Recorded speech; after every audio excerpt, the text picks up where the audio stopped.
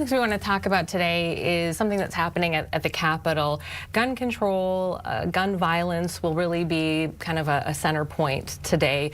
And the conversations are going to involve people like Governor Walz. He was with some Democrats this morning, and they laid out a large package of bills aimed at preventing gun violence. And they'll talk about them a little bit later on this afternoon at a House Public Safety Committee today. Not the governor, but the bills will be discussed. The package is a part of a promise that the governor says that he made in the wake of the deadly shooting at Annunciation Church and School. So we wanted to show you just a clip of what the governor had to say just a short time ago. These are things that data shows us will protect lives, will stop some of these things from happening, and will strengthen what we already have. We're under no illusion that we could stop every single one. But the idea of throwing up your hands and saying, what can we do? When America is the place that this happens most often, it happens day after day after day. There have already been dozens and dozens of mass shootings across this country since the first of the year. But we're proposing a ban on military assault rifles, high-capacity magazines, ensuring accountability among responsible gun owners. These should be easy lifts, safe storage, reporting your weapons when they're lost or stolen, closing the ghost gun loophole, implements a firearm insurance requirement, establishes a firearm and ammunition tax, and creates and expands early intervention resources, including school resources, working to go back upstream to prevent anything that happened in Annunciation to ever happen again. These are common sense measures. We've made significant progress. We know the data shows our red flag laws are saving lives. We know that these are concrete proposals that make a difference. We've proven to the rest of the world that Minnesota is built differently. And I want to make this case that this legislative session, this is an opportunity to make Minnesota the safest state around gun violence while doing nothing to impinge on your Second Amendment rights. All right, let's take you out to the state capitol right now. Our Corin is our Capitol reporter. And Corin, you've been covering this now for a while since we've been in session. What's happening today around this issue of gun violence? Yeah, Amy, I want to start with what's happening right now. So I'm in the Capitol right now, and I'm at what was set up here today, which is two empty desks here for Harper, Moyski, and Fletcher Merkel, the two victims at Annunciation. And as you were playing that soundbite with Governor Walz, he came up and took a look at that memorial himself. So he paid tribute here to Harper and to Fletcher at this memorial, which is, they're desks that should be Harper's and Fletcher's. I saw this morning, these were set up by their parents. So I walked up here, and this here is Fletcher's desk.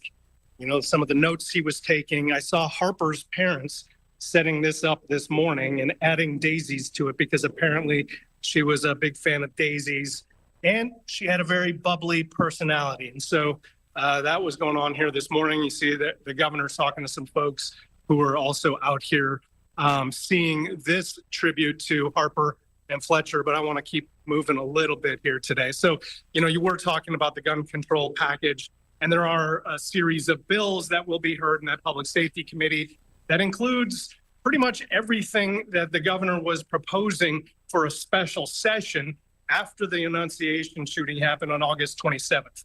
They could never get their ducks in a row to do that special session, but now they are presenting those bills. It includes a ban on so-called assault weapons.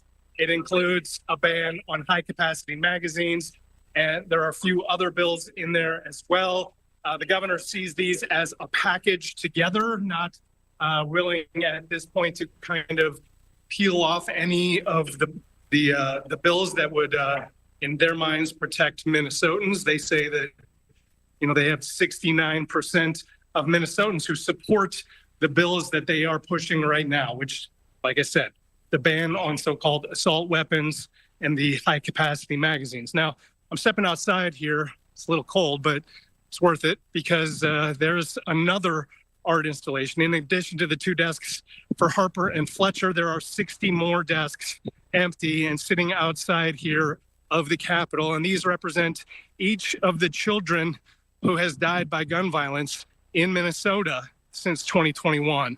And according to this art installation, which was worked on by Annunciation families, the laws did not protect them. And so we did hear from, in addition to the governor and some of the politicians this morning, We heard from Lydia Kaiser. She's one of the victims of the Annunciation shooting, who was shot in the head, but survived. And she said, you know, these legislators, they have a duty to protect us so that nothing like what happened to me and to my classmates happens again.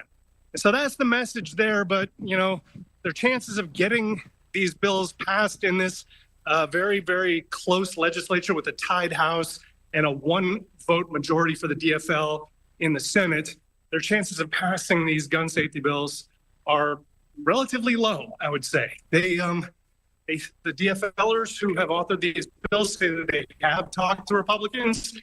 They don't see any support at this point, but they're hoping that somebody will change their mind, and that way they can pass a bill like this. All right. Thank you, Corin. Appreciate that. Yeah, we'll see what happens. We're going to be talking with Fox 9 political contributor as well, Blois Olson, and definitely talking about some of the things you just brought up, which is the makeup of the House and the Senate and the special session that didn't ever get off the ground. A lot to talk about there. So we'll continue that conversation in just a bit, coming up here in about 15 minutes.